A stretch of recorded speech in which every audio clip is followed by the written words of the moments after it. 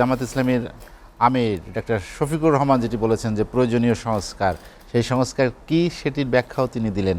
আপনি তো একজন ব্যবসায়ী নেতা, ব্যবসা বাণিজ্য কেমন চলছে বা নির্বাচন কি কারণে প্রয়োজন? ধন্যবাদ আপনাকে, এবং বিশেষ করে আমাদের মায়ের ভাষার মাস যেটা আর অল্প কয়েক ঘন্টার পরই এটা শুরু হচ্ছে, তার প্রতি শ্রদ্ধা, এবং বিগত আন্দোলনে যারা শহীদ হয়েছেন, বিশেষ করে যারা পঙ্গু আছেন, অসুস্থ আছেন, তাদের প্রতি আমার সমবেদনা এবং সুশিক্ষায় যেন, সুস্বাস্থ্যে যেন তারা থাকে, এই দোয়া নিয়েই আজকে যে জনাব আলী নেওয়াজ খৈয়ম সাহেব, সাবেক এমপি, ওনার বক্তব্য এবং ডক্টর আব্দুল মান্নান সাহেবের বক্তব্য খুব মনোযোগ দিয়ে শুনলাম।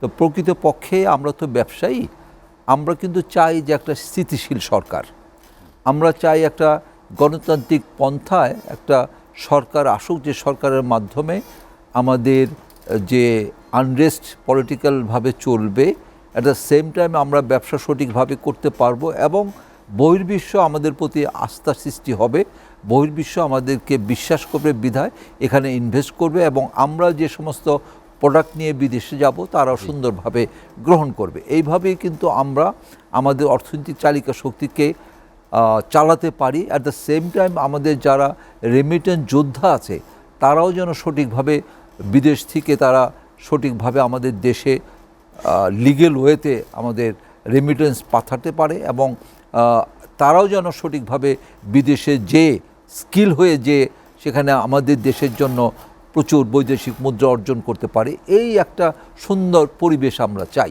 কক্সবাজার সমুদ্র সৈকতের উপর নিজেদের একটি ঠিকানা, ইডেন বে, আ কনসার্ন অফ ভাইয়া হোটেলস। কিন্তু কথা হলো যে আপনার আজকের যে টপিকস, তা হলো সন্দেহ ও সংশয়। তো এটাই তো আমার কাছে খুবই আশ্চর্য লাগছে যে সংশয় এবং সন্দেহ কেন হবে। আমরা চাই যে যেহেতু বর্তমান ইন্টারিম পিরিয়ডে যে গভর্নমেন্ট আছে, এটা তখন তো আমরা সবাই সম্মিলিতভাবে, এই বিএনপি বলেন, জামাত বলেন, সাধারণ জনগণ বলেন, সবাই সম্মিলিতভাবে এই সরকারকে গঠন করা হয়েছে। গঠনের পরিপ্রেক্ষিতে তারা এখন যে কথা বলেছে যে ডিসেম্বর আর না হলে জানুয়ারিতে 2025 সালের ম্যাক্সিমাম জুলাই পর্যন্ত হতে পারে, একটা রোড ম্যাপ দিয়েছে। তো আমরা এটাকে সামনে রেখে যদি আগানো যায়, উভয় সব দলকেই বলবো যে তাহলে কিন্তু আমরা সুন্দর ভালো একটা নির্বাচন পাবো।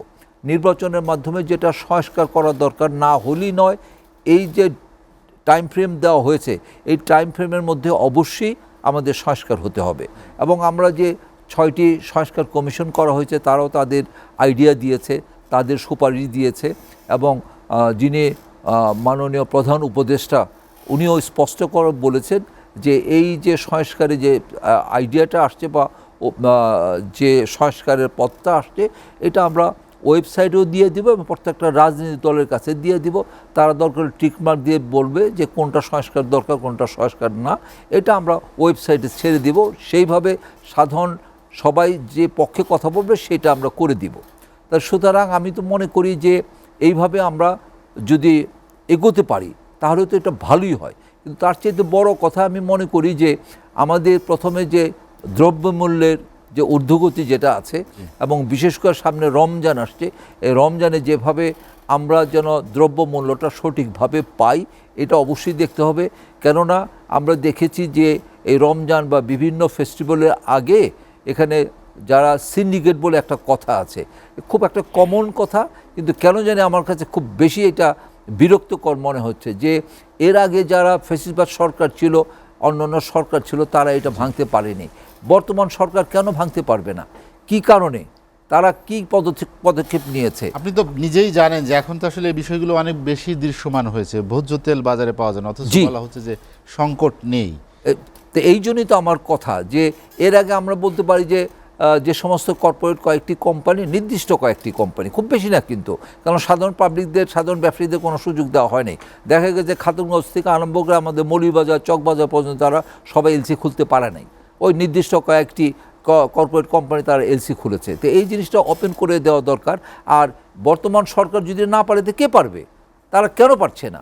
এবং দ্রব্যমূল্যের ব্যাপারটা টোটালি আমি মনে করি যে বাণিজ্য মন্ত্রণালয় যথেষ্ট। বাণিজ্য মন্ত্রণালয়ের যে 8টি উইংস আছে, এই উইংস যদি ঠিকমতো কাজ করে, এবং এখানে আমাদের দেখা যায় যে আমাদের ব্যবসায়ী প্রতিনিধি নিয়েছে, কিন্তু তার দায়িত্ব তো আপনার চট করে এটা সমাধান করে, এটা কোনো ব্যাপারই না। যে কথা বললেন যে দৃশ্যমান আমাদের এবং রমজানে আমাদের ভোজ্য তোলটা বেশি লাগে, বেশি না 7 থেকে 8টা আইটেম আমাদের রমজানে বেশি লাগে। এবং এখানে স্পষ্ট যে বাংলাদেশ ব্যাংকের মাধ্যমে আমাদের একটা ডাটা আছে, যে ইনফরমেশন আছে আমাদের কী পরিমাণ ইম্পোর্ট করা হলো, গত আমাদের যে সমস্ত প্রোডাক্ট আছে সেটা আমাদের চাহিদা কী, এবং আমাদের রমজানে যে চাহিদা অন্য অন্য মাসে হয় তার চেয়ে হয়তো আমরা 3 ডবল ধরে নেই, 3 টাইমস বেশি ধরে নেই। সেইভাবে যদি আমাদের মজুদ থাকে তাহলে কেন দাম বাড়বে? এটা তো প্রশ্নই আসে না। তো এই কারণে আমি বলতে চাচ্ছি, আগে তো এরকমও দেখা গিয়েছে যেটা তা হলো যে ওই 5টি বা একটি কোম্পানি মাদার ভেসেল ঠিকই আমাদের বাংলাদেশের জল সীমানায় আছে, কিন্তু ওখানে থাকা অবস্থায় জিনিসপত্রের দাম মানে যে সমস্ত আপনার তাদের যারা এজেন্ট ছিল, এজেন্টকে সাপ্লাই দিবে, সাপ্লাইটা বন্ধ করে তারা বললো যে এখন মজুদ নাই, আমরা দিতে পারবো না, বিধায় জিনিস দাম হঠাৎ বেড়ে গেছে। আর তখনই সরকারের সাথে বসে দামটা বাড়িয়ে সেই মাদার ভেসেল থেকে আবার ছাড়া আরম্ভ করছে, বাড়াচ্ছে। এই যে এটা তো কমন জিনিস, এই কমন জিনিস, এই কমন জিনিসটা আমরা কেন ধরতে পারছি না? কেন আর সাধারণ জনগণের পক্ষে? এখন তো আর কোনো বাধা নাই, এখন তো ফেসিস নাই, এখন কেন আমরা করতে পারবো? এবং আমরা তো জানি যে এখন যারা উপদেষ্টা আছে বা যারা সর্বময় ক্ষমতা আছে তারা তো কোনো পার্সেন্টেজ বা কোনো ফেসিলিটিস তারা নিবে না। তাও যদি হয় তাহলে আমরা কেন এটা কন্ট্রোল করতে পারছি না? আমি তো সেই দিকে জোর বেশি দিব। তো এইটা যদি না পারি তাহলে অন্য অন্য ক্ষেত্রে আমরা কি পারবো? তো এই কারণে আমি বলতে চাচ্ছি যে আমাদের মেইন আগে আমাদের আলোচনা হওয়া উচিত, এবং আমরা মনে করি যে কিভাবে আমাদের সাধারণ জনগণ প্রতিটা ক্ষেত্রে ক্রয় ক্ষমতার মধ্যে থাকবে। আর পবিত্র রমজান মাস আসছে, এটা সবাই আমাদের এখানে ধর্মভীরু আছে, তারা চায় যে ন্যায্য মূল্যে অন্তত ধরেন তেল, চিনি, ছোলা, আপনার বুট আর আপনার খেজুর, এই কয়েকটা জিনিস যদি ঠিক মতো থাকে তাহলে সবাই একটু স্বস্তি থাকবে। এইটাই আমরা প্রকৃতপক্ষে চাচ্ছি। এই কারণে আমি মনে করি সন্দেহ সংস্কার যেটা আমরা করব তার চাইতে বড় কথা এই দ্রব্যমূল্যের ব্যাপারে জন্য আমাদের সন্দেহ না থাকে, দ্রব্যমূল্য নাগালের মধ্যে যেন থাকে, সেটা আমরা চাই। এটা সবার কাছে আশা করছি এবং বর্তমান সরকারের কাছে আশা করছি।